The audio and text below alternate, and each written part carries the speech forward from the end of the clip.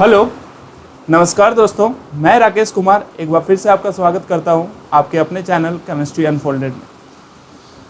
आज जो है आज के वीडियो में हम लोग एटम वर्ड की ओरिजिन के बारे में जानेंगे। हम यह जानेंगे कि आखिर ये वर्ड आया कहाँ से और जिस एटम की स्टडी को हम आज करते हैं उसकी डेवलपमेंट किन किन फेजेस से होकर हुई, हम उनकी बात करेंगे। तो जो लोग आज चैनल पर नए हैं वो नीचे दिए गए सब्सक्राइब बटन को ज़रूर प्रेस करें ताकि आपको आगे भी हमारे आने वाले वीडियोस की अपडेट्स लगातार मिलते रहें। और अपने दोस्तों के साथ इस वीडियो को ज़रूर शेयर कीजिएगा ताकि वह भी जानकारी प्राप्त कर पाए। चलिए फिर शुरू करते हैं। सबसे पहले चीज़ कि ये जो एटम वर्ड है इसकी डेवलपमेंट हमारा सबसे पहले एक इंडियन ओरिजिन के हमारे एक फिलोसफर थे जिनका नाम था महर्षि कन्नाड।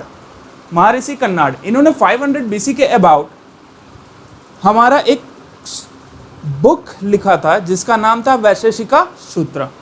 वैशेषिका सूत्र। अब इस बुक की खास बात क्या थी कि इस बुक में इन्होंने परमाणु को लेकर या एटम को लेकर एक स्टेटमेंट दिया था जिसमें इन्होंने लिखा था कि all the form of matter are made up of very tiny particles which are known as परमाणु। अब इंग्लिश तो जानते नहीं थे तो इंग्लिश में नहीं लिखा होगा, तो इनका एग्जैक्ट वर्ड क्या था कि जितने भी हमारे पदार्थ हैं वह हमारे काफ़ी छोटे अणुओं से बने हैं और इन अणुओं का नाम उन्होंने क्या दिया, परमाणु। ठीक है, काफ़ी छोटे कणों से बने हैं, उनका नाम दिया इन्होंने परमाणु। अब इसी एज के दौरान जो है सो हमारा दो और फिलोसफर हुए बट वो ग्रीक ओरिजिन के थे। Their name were Leucippus and Democritus. अब जो डेमोक्रिटस हैं वो ल्यूसिपस के ही शिष्य थे। ठीक है, इन्होंने भी एक स्टेटमेंट दिया। इनका स्टेटमेंट क्या था कि all the form of matter are made of tiny particles which are indestructible and indivisible. कि जितना भी हमारा मैटर का फॉर्म है वो सब जो है सो हमारे इतने छोटे पार्टिकल से बने हैं कि उन पार्टिकल्स को फर्दर तोड़ना पॉसिबल था ही नहीं, यानी उन पार्टिकल्स को अब हम और डिवाइड नहीं कर सकते। दे वेयर इंडिविजिबल। अब ये जो इंडिविजिबल वर्ड है इसी को ग्रीक में हम एटॉमोस कहते हैं। अब आपको एक आइडिया मिल गया होगा ये एटम वर्ड कहाँ से आया।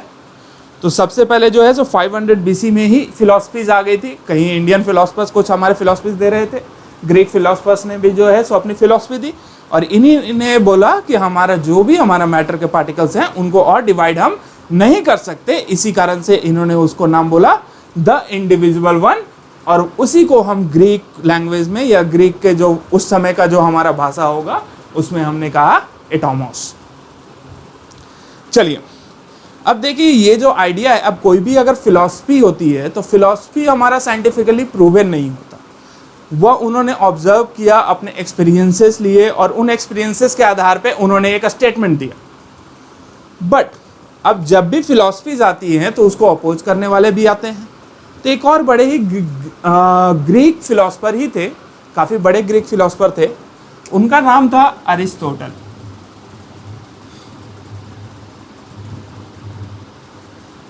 यह डेमोक्रिटस और ल्यूसिपस की बात से बिल्कुल भी सहमत नहीं थे। इन्होंने उनके काम को माना नहीं और एक्चुअली जितने भी हमारे यूरोपियन कंट्रीज थे, खासतौर पर रोम उस समय का, वह अरिस्टोटल की फिलॉसफीज को मानता था। तो इस कारण से उन्होंने भी एटम्स की या ऐसे किसी पार्टिकल की एग्जिस्टेंस को नहीं माना। अब ये कॉन्फ्लिक्ट चलते रहा कब तक, लगभग 2000 सालों तक, about 16 AD, 16th century, right. 16th century तक जो है सो हमारा इस कॉन्फ्लिक्ट को चलते रहा।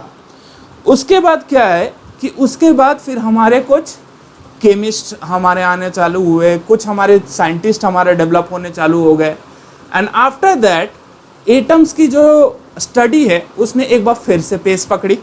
पहले तो सिर्फ फिलॉसफी थी, अब उसकी स्टडी की जाने लगी। जैसे एक एग्जांपल लें तो 18th सेंचुरी के शुरुआत में ही हमारे लॉज ऑफ केमिकल कॉम्बिनेशन दिए गए थे लेवोजियर के द्वारा।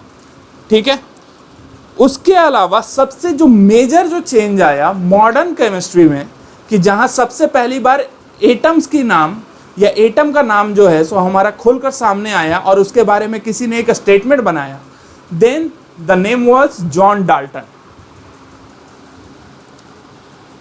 ये तो हमारे फिलॉसफी थी, एटम वर्ड की शुरुआत हो चुकी थी, बट सबसे पहली बार इस एटम को एक बेसिक डिफिनीशन देने का काम किसने किया? John Dalton.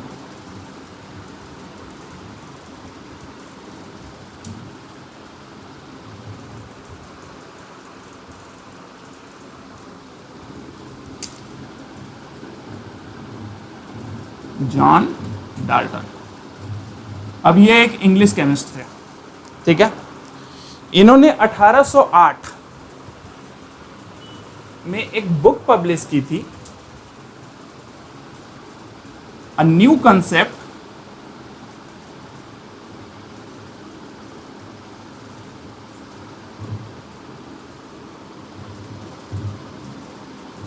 Of chemical philosophy.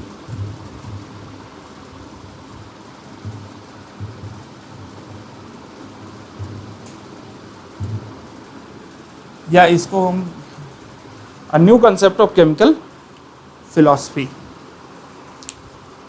तो इस बुक में इन्होंने क्या बात की? यह बुक एक्चुअली लिखा गया था हमारा बिहेवियर ऑफ गैसेस को के स्टडी के ऊपर, एटमॉस्फेयर के ऊपर, लेकिन इसमें जिक्र हमारा एटम्स का भी हुआ था। कैसे जिक्र हुआ था? तो इन्होंने एटम्स को लेकर कुछ खास बातें कही थी, जिनको हम आज के डेट में डाल्टन्स एटॉमिक थ्योरी या डाल्टन्स पोस्टुलेट के नाम से जानते हैं। तो वो खास बातें क्या थी, उस बारे में हम लोग बात करते हैं। तो डाल्टन्स के जो पोस्टुलेट थे, उसमें सबसे पहली बात जो जॉन डाल्टन ने कही थी कि all the form of matter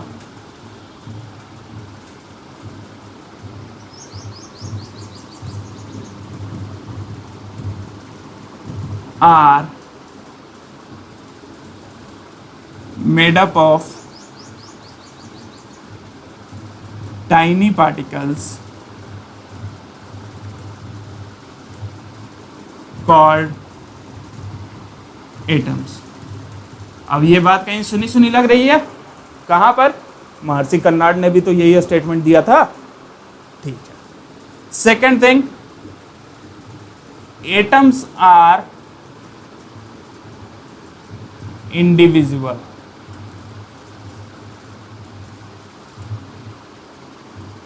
That is, atoms cannot be created nor be destroyed।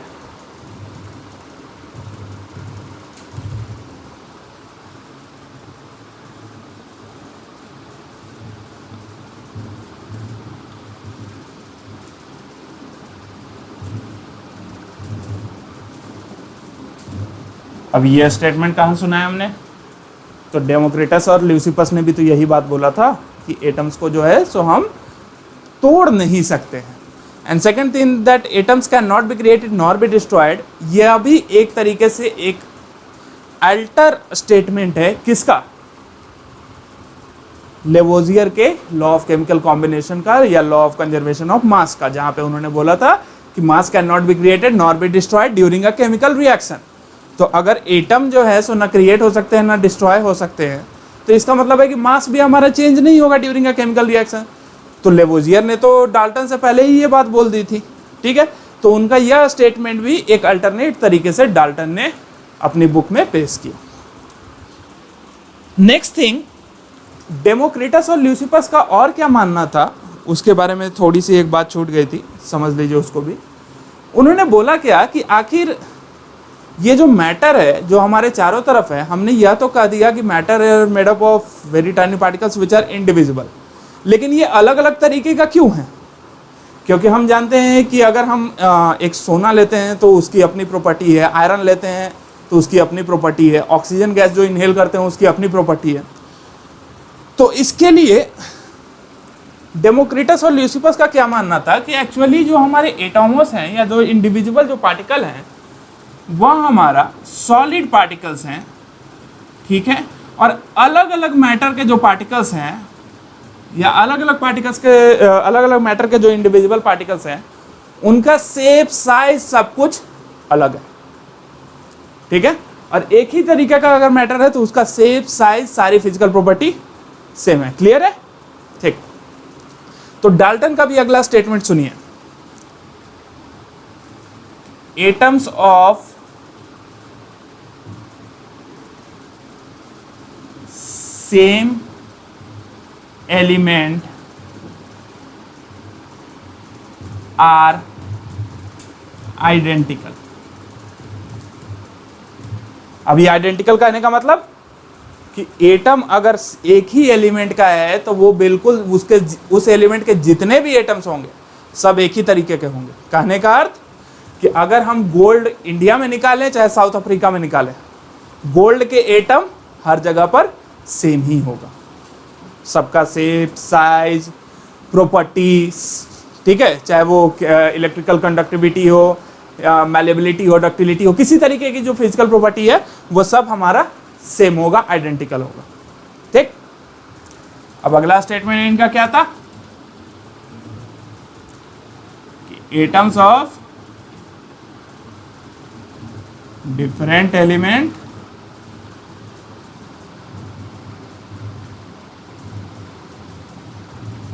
Are different.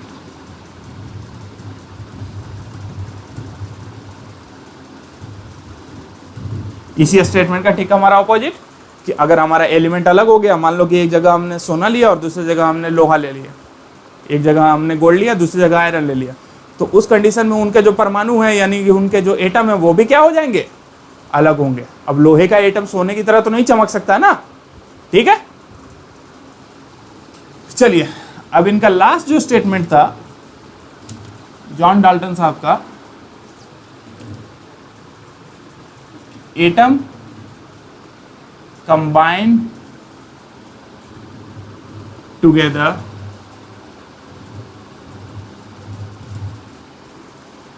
In fix ratio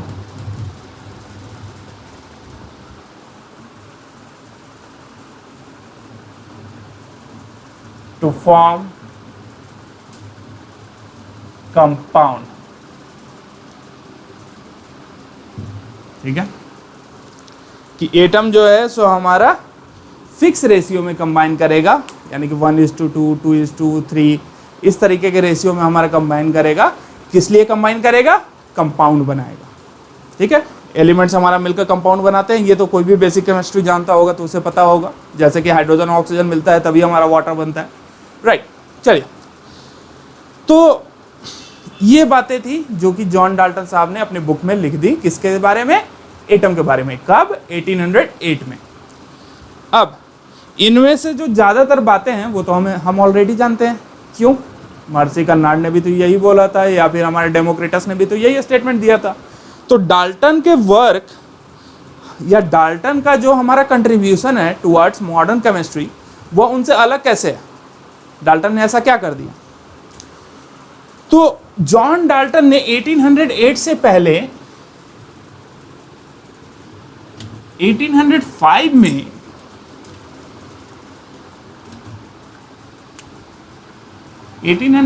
में एक एसे पब्लिश किया था जिसमें उन्होंने 21 एलिमेंट्स के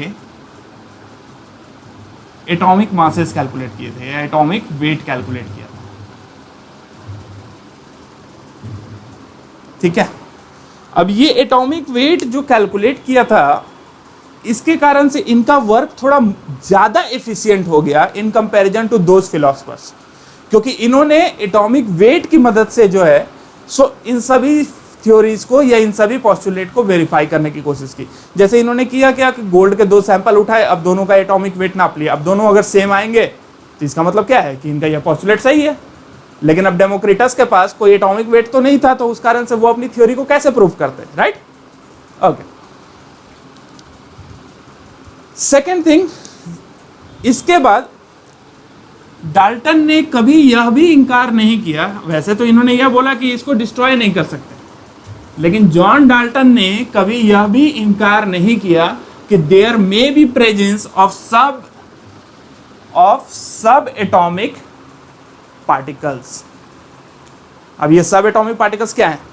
डेमोक्रेटस अभी तक मान के चल रहे थे कि एटम क्या है, हमारा एक बस छोटा सा स्फेयर है जो कि बिल्कुल सॉलिड है, जो सबसे छोटा है जिसको और तोड़ नहीं सकते। अब ये सब एटॉमिक पार्टिकल्स क्या है, एक्चुअल में हमारा एटम का अगर हम स्ट्रक्चर देखें तो ऐसा नहीं है, एटम हमारा एक कंप्लीट स्फेयर नहीं होता, बल्कि उसके अंदर हमारे कुछ और पार्टिकल्स भी होते हैं, ठीक है। तो उन्हीं पार्टिकल्स को हम क्या कहते हैं, सब एटॉमिक पार्टिकल्स। एटम्स जिन पार्टिकल से मिलकर एटम बना हो उसको सब एटॉमिक पार्टिकल कहेंगे, ठीक है। अब इनमें 3 हमारे मेजर पार्टिकल्स होते हैं, वैसे तो 42 से ऊपर पार्टिकल्स होते हैं, लेकिन बहुतों की अभी तक स्टडी चल रही है, लेकिन इसमें 3 जो है सो हमारे मेजर पार्टिकल्स हैं, ठीक है। कौन कौन से, सभी जानते हैं, क्या है, electron, proton and neutron. Electron, proton and neutron. चलिए इन सब के बारे में भी बात करें, ठीक। तो इलेक्ट्रॉन की जो डिस्कवरी हुई वह हुई थी हमारे एंड ऑफ 19th सेंचुरी में। एंड ऑफ 19th सेंचुरी कहने का मतलब एग्जैक्ट ईयर 1897। किसने की थी, सर जे थॉमसन। कैसे की थी, by an experiment known as cathode ray experiment. Cathode ray experiment. इस एक्सपेरिमेंट में किया क्या था इन्होंने कि एक हमारा डिस्चार्ज ट्यूब होता है, डिस्चार्ज ट्यूब जो कि बनाया गया था ओरिजिनली विलियम क्रोक्स के द्वारा। उस डिस्चार्ज ट्यूब में हमारा एक तरफ कैथोड लगा था, एक तरफ एनोड लगा था, यानी कि एक प्लेट को हमने पॉजिटिव चार्ज से कनेक्ट कर दिया था एनोड वाले को, और एक प्लेट को हमने नेगेटिव चार्ज से, जिसको हमने कैथोड कहा। और वहां पे इलेक्ट्रिसिटी का क्या कराया गया, डिस्चार्ज। इलेक्ट्रिसिटी डिस्चार्ज करने का मतलब चार्ज का फ्लो एक इलेक्ट्रोड से दूसरे इलेक्ट्रोड की तरफ, और जो हमारे रेज निकले थे कैथोड से एनोड की तरफ, उन्हीं को बोला गया कैथोड रे, ठीक है। और यह शो किया गया और माना भी गया कि हमारा यह जो रेज हैं वो हमारे निगेटिवली चार्ज पार्टिकल से बने हैं, और इन निगेटिवली चार्ज पार्टिकल्स का जो मास है वह 1000 टाइम्स स्मॉलर है, रफली 1000 टाइम्स स्मॉलर है, किससे, हाइड्रोजन एटम से, ठीक है। यह 1000 टाइम स्मॉलर है हमारा किससे, हाइड्रोजन एटम से। अब हाइड्रोजन एटम से इतना छोटा है, इसको जे थॉमसन ने ओरिजिनली नाम दिया था कॉर्प्यूस्लेस।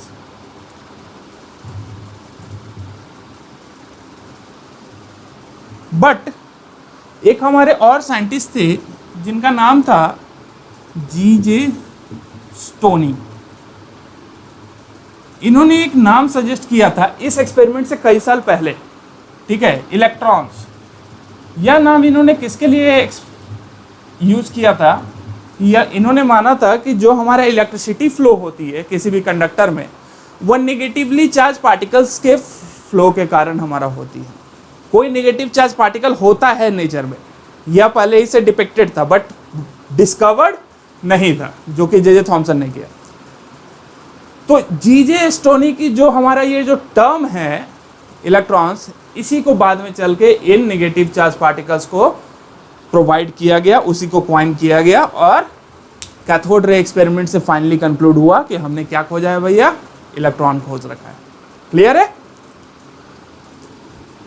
और इसी के ऊपर जे थॉमसन साहब ने अपना एक एटॉमिक मॉडल भी बनाया कि हाँ चलो इलेक्ट्रॉन तो खोज लिया, एक सब एटॉमिक पार्टिकल खोज लिया, अब ये सब एटॉमिक पार्टिकल हमारे एटम के अंदर फिट कैसे बैठेगा, एटम के अंदर कहाँ होगा।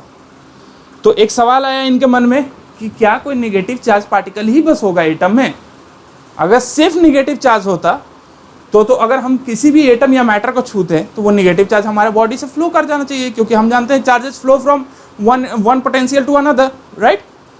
वो तो पोटेंशियल्स के बीच फ्लो करता रहेगा, लेकिन नहीं, ऐसा नहीं होता है। हमें इलेक्ट्रिसिटी शॉक तो नहीं लगता है ना, नहीं।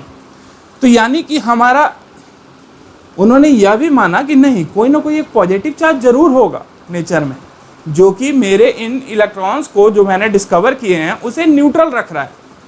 तो इसी के ऊपर जो है सो इन्होंने एक एटॉमिक मॉडल दिया था जिसे हम प्लम पुडिंग मॉडल या वाटरमेलन मॉडल के नाम से भी जानते हैं।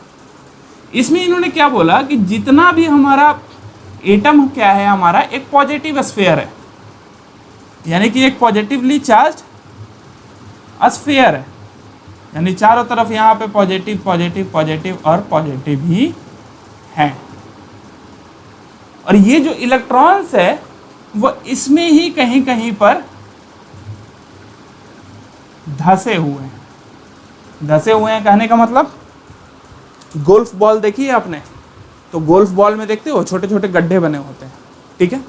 तो उसी तरीके से एक पॉजिटिव स्फीयर है, उसमें छोटे छोटे गड्ढों में हमारे इलेक्ट्रॉन फंसे हुए हैं। इसी तरीके का एटॉमिक मॉडल इन्होंने दिया। बट अब जैसा ये दिखने में ना तो हमारे इलेक्ट्रॉन प्रोटॉन या इलेक्ट्रॉन और पॉजिटिव चार्जेस का कोई रेशियो एक प्रॉपर दिख रहा है, तो उस कंडीशन पे यह मॉडल बहुत जल्दी ही डिस्कार्ड कर दिया गया, ये मॉडल को नहीं माना गया। ठीक है, इसके बाद आए हमारे ई गोल्डस्टीन साहब।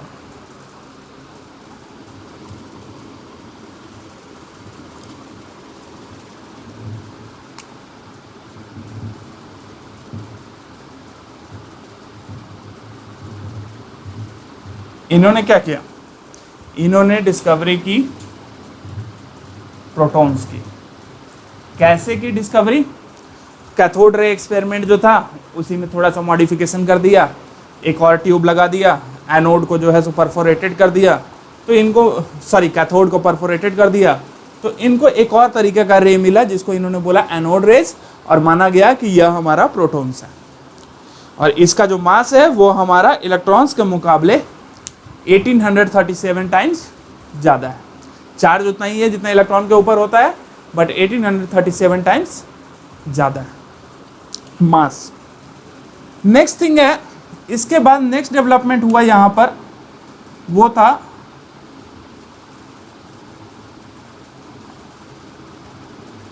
रदरफोर्ड।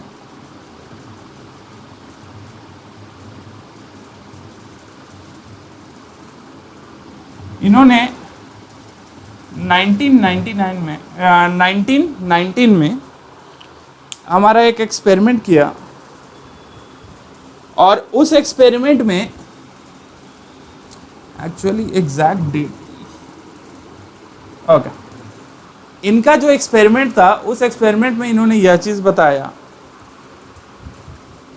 कि हमारा एटम जो है सो उसके अंदर जितना भी हमारा पॉजिटिव चार्ज है वो एक्चुअली कंसंट्रेटेड है हमारा बिल्कुल एक छोटे से स्पेस में, जिसको इन्होंने नाम दिया न्यूक्लियस। तो सबसे पहली बार न्यूक्लियस को ढूंढने वाले कौन? रदरफोर्ड। तो इन्होंने उसका नाम दिया न्यूक्लियस। और इनके एक्सपेरिमेंट से यह भी इन्होंने डिड्यूस किया कि जितना भी हमारा मास है एटम का, वह सारा मास उसी न्यूक्लियस में हमारा प्रेजेंट है। यानी कि इन्होंने बताया कि जितना भी हमारा प्रोटॉन्स है वो पूरे एटम में नहीं फैला है, ये एक बहुत ही छोटे से स्पेस में प्रेजेंट है, और that space was known as nucleus. और उन्होंने यह भी बताया कि जितना भी हमारा मास है एटम का वो उस न्यूक्लियस के अंदर ही है। नेक्स्ट थिंग जो उन्होंने अपने एटॉमिक मॉडल के बारे में जो डिस्कस किया कि जितने भी हमारे इलेक्ट्रॉन्स हैं वो एक्चुअली क्या कर रहे हैं, हमारा उसी न्यूक्लियस के आसपास डेफिनेट ऑर्बिट्स में घूम रहे हैं। और डेफिनेट ऑर्बिट में घूमने के साथ साथ जो है उनके पास अपनी एक एनर्जी है। इलेक्ट्रॉन्स अगर घूम रहा है तो उसके पास अपनी एक एनर्जी होगी। बट इस मॉडल में भी कई दिक्कत थी। क्या दिक्कत थी? पहला चीज, एक ऑर्बिट में कितने इलेक्ट्रॉन्स हैं नहीं बता पाए। सेकेंड थिंग कि कोई भी चार्ज ऑब्जेक्ट अगर एक सेंटर के अबाउट अगर घूमता है तो वो हमारा क्या करता है, एनर्जी रेडिएट करता है। तो एनर्जी रेडिएट करेगा तो उस कंडीशन में एनर्जी लूज भी करेगा, और एनर्जी लूज करेगा तो अल्टीमेटली आके न्यूक्लियस में घुस जाएगा, कोलाइड कर जाएगा, फिर से हमारा प्लम पुडिंग मॉडल बन जाएगा, राइट। तो उस कंडीशन में रदरफोर्ड का भी जो एटॉमिक मॉडल है वो भी हमारा नहीं माना गया।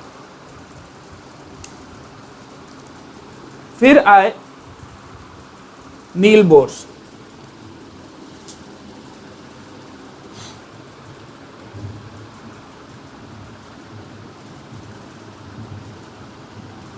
और इन्हीं का जो एटॉमिक मॉडल है, जिसमें इन्होंने बताया था कि एक्चुअली ठीक है, रदरफोर्ड ने बहुत कुछ सही किया, इन्होंने सभी की स्टडी की और उसके बाद अपना एटॉमिक मॉडल दिया। इन्होंने बताया कि हाँ, सेंटर में न्यूक्लियस है, प्रोटॉन्स का प्रेजेंट है। तब तक न्यूट्रॉन्स भी डिस्कवर हो गया था। अर्नेस्ट रदरफोर्ड के ही एक हमारे स्टूडेंट थे जिनका नाम था जेम्स चैडविक, इन्होंने न्यूट्रॉन की डिस्कवरी की। और जेम्स चैडविक साहब ने जो है सो न्यूट्रॉन की डिस्कवरी की। नील बोर ने बताया कि हमारा सेंटर में न्यूक्लियस है, न्यूक्लियस के अंदर प्रोटॉन भी है, न्यूट्रॉन भी है, यानी कि सारा मास वही न्यूक्लियस में कंसंट्रेटेड है। इलेक्ट्रॉन घूम रहा है उसी न्यूक्लियस के आसपास, लेकिन डेफिनेट ऑर्बिट बोलने की गलती इन्होंने नहीं की। इन्होंने बोला कि नहीं, वो डेफिनेट ऑर्बिट तो है, बट साथ ही साथ वो एक डेफिनेट एनर्जी सेल भी है, यानी कि वो जो ऑर्बिट है उसकी अपनी भी एनर्जी है। इस कारण से वो किसी तरीके की इलेक्ट्रॉन्स एनर्जी रेडिएट नहीं करेंगे। और वहाँ पे हमारा जो लिमिटेशन आ रहा था रदरफोर्ड के साथ, वो बोर्स एटॉमिक मॉडल में देखने को नहीं मिला। और बोर्स एटॉमिक मॉडल के ही बेसिस पर जो है सो आज के डेट में हम quantum mechanical model of atom discuss करते हैं। तो ये थी पूरी कहानी हमारे एटम की कि इनकी शुरुआत कहाँ से हुई, किन किन लोगों ने अपना कंट्रीब्यूशन दिया।